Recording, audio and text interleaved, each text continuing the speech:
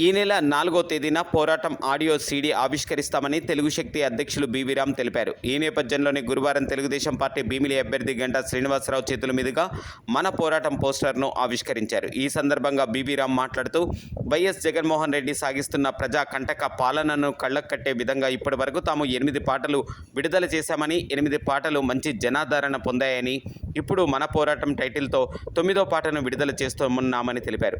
అధికార వైసీపీ నవరత్నాలు పేరుతో ప్రజలను నిలువులా మోసం చేసిందని అన్నారు. ప్రతి పాటలో వైఎస్ జగన్ మోసాన్ని, ప్రజలు పడుతున్న ఇబ్బందుల్ని, ప్రజాస్వామిక విధానాలను ప్రస్తావించామని తెలిపారు. గంటా శ్రీనివాసరావు మాట్లాడుతూ నాడు అన్న నందమూరి తారక రామారావు బాటలోనే పయనిస్తున్న బీవీ రామ్ వైఎస్ జగన్మోహన్ రెడ్డి అరాచకాలను ప్రశ్నిస్తూ ముందుకు వెళ్తున్నారని అన్నారు.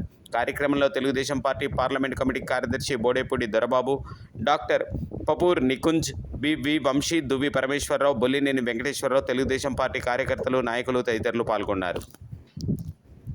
ముఖ్యంగా మహిళలు కూడా ఈ 10 రోజులు మీరు పూనుకొని ఈ రాష్ట్ర తలరాత మార్చాలి. మరో స్వతంత్ర పోరాటం కోసం తెలుగు శక్తి పోరాటం చేస్తుంది. దీనికి అందరూ మద్దతు పలకాలి.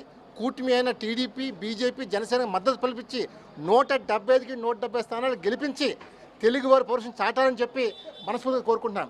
ఈ రాష్ట్రాన్ని కాపాడటానికి అదో చంద్రబాబులో అవుతాం. ఇవాళ ప్రజలు రామరాజ్యం కోరుకుంటే తప్ప రాక్షస పాలన వద్దంటున్నారు. జగన్మోహన్ రెడ్డి పాలన ఒక రాక్షస పాలన. ఇలాంటి పాలన అంతం చేయాలి, చరమితం పాడాలి. ఇలాంటి నైవంచుకొని ఈ రాష్ట్రం నుంచి తరిగొట్టాలని చెప్పి పిలిపిస్తాం. జై హింద్.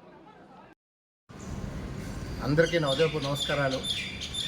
ఈ నెల 4వ తారీఖున మన పోరాటం రాష్ట్ర భవిష్యత్తు కోసం అనే ఆడియో పాటని లాంచ్ చేయబోతున్నాం. నేటి ఉదయం విశాఖపట్నంలో టీడీపీ అభ్యర్థి గంటా శ్రీనివాసరావు చేతుల మీదుగా మన పోరాటం ఆడియో పోస్టర్ని ఆవిష్కరించడం జరిగింది. ఈ పాట ముఖ్య ఉద్దేశం రాష్ట్రంలో జగన్మోహన్ రెడ్డి చేస్తున్న అరాచక పాలన పైన, చేస్తున్న విధ్వంసం పైన ఈ పాట రూపొందించాం. ఇప్పటికే 8 పాటలు లాంచ్ చేసాం. ఇది 9వ పాట. జగన్మోహన్ రెడ్డి నవరత్నాలకి నవ పాటలతో ఈ రాష్ట్రాన్ని కాపాడటానికి తెలుగు శక్తి పూనుకుంది. మేము ఒకటే పిలిపిస్తున్నాం రాష్ట్ర ప్రజలందరికీ, ఈ పోరాటం నా కోసమో లేదా ఎవరో కోసం కాదు, ఇది తెలుగు జాతి కోసం, మన భావితరాల కోసం ఈ పోరాటం చేస్తుంది తెలుగు శక్తి. ఈ రాష్ట్రాన్ని కాపాడటం కోసం ప్రతి ఒక్కరు, యువత, మహిళలు, కార్మికులు అందరూ ముందుకు రావాలి. ఈ రాష్ట్రాన్ని 30 సంవత్సరాలు వెనక్కి తీసుకెళ్ళిపోయిన జగన్మోహన్ రెడ్డిని బుద్ధి చెప్పాలి.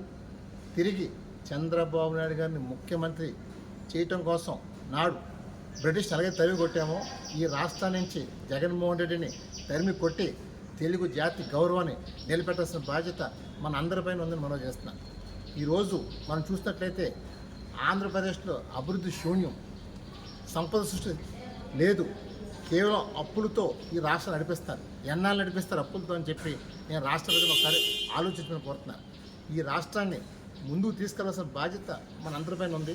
అందువల్ల దయచేసి రేపు 13వ తారీఖునే ఓటింగ్ శాతం పెరగాలి.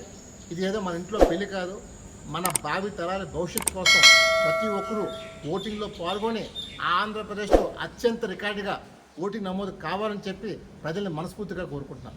జై హింద్.